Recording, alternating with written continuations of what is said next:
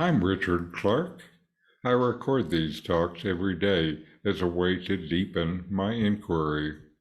Listen each day and deepen your own practice. Welcome.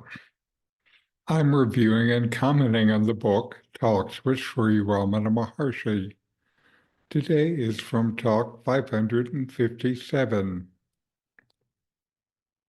A visitor asks, "We are advised to concentrate on the spot in the forehead between the eyebrows. Is it right?" Maharshi, everyone is aware I am. Leaving aside that awareness, one goes about in search of God. What is the use of fixing one's attention between the eyebrows? It is mere folly to say that God is between the eyebrows. The aim of such advice is to help the mind to concentrate.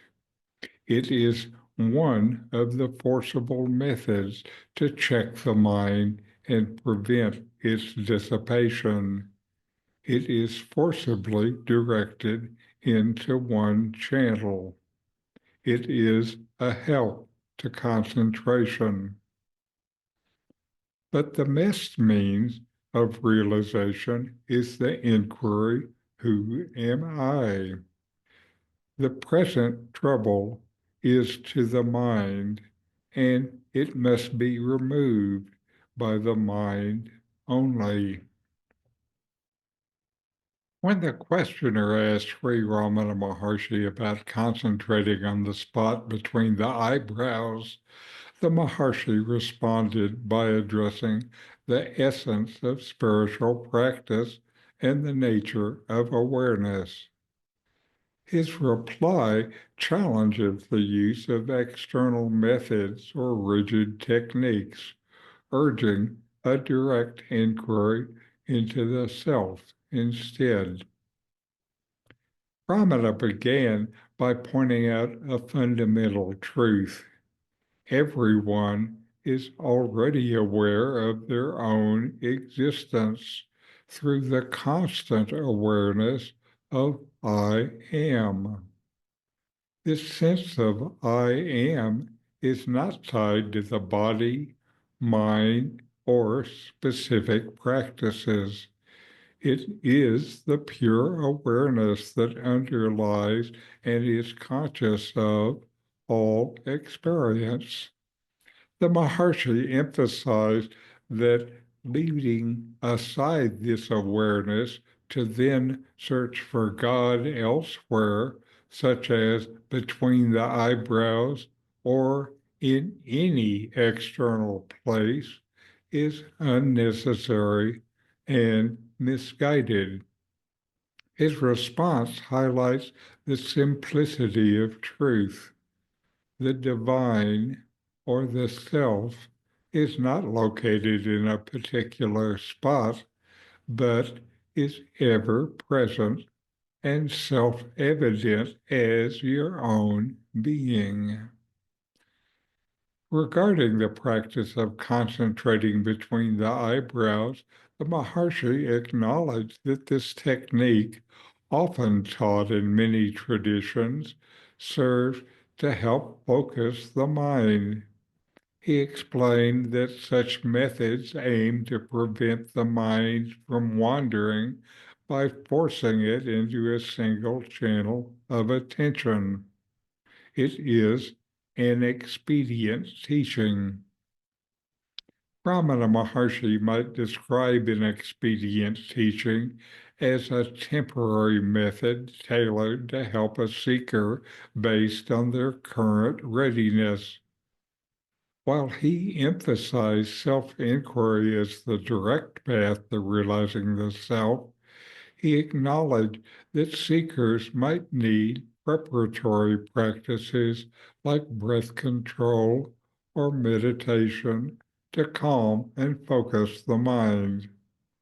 These methods are tools used to remove obstacles, but are meant to be discarded once their purpose is fulfilled, to burn up the stick that was used to stir the fire.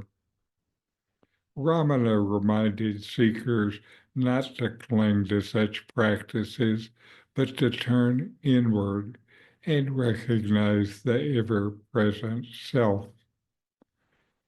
While these practices may have a value in cultivating concentration and controlling mental distractions, they remain secondary tools. Ramana regarded them as temporary aids rather than the ultimate solution for self-realization. The key point of his teaching lies in his suggestion of self-inquiry as the most direct and effective method for realization.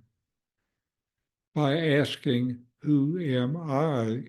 the seeker turns attention inward to explore the source of the I thought, the root of all mental activity.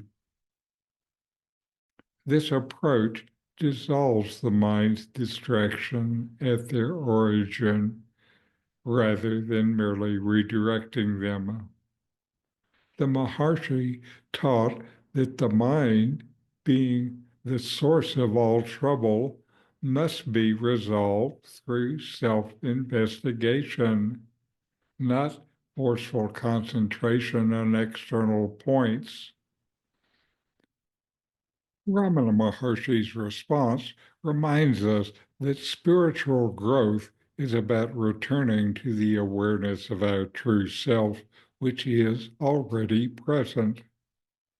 Techniques may help focus the mind, but they should not replace the deeper inquiry into our very existence, who and what we truly are.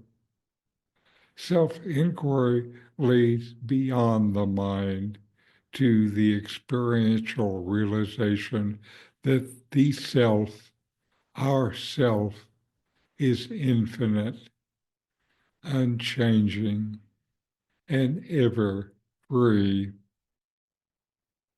So know yourself and be always free and at peace. In 40 Verses on Reality, Ramana Maharshi explains the nature of the self, the ultimate reality, and self-inquiry. My new book, with my comments and inquiry questions, opens these teachings up and brings them into your practice and experience. Available now from Amazon. Link in the video description. These videos bring Ramana's teachings into your direct experience. Click subscribe to see more. Click thumbs up to like, and send questions and start a dialogue with a comment.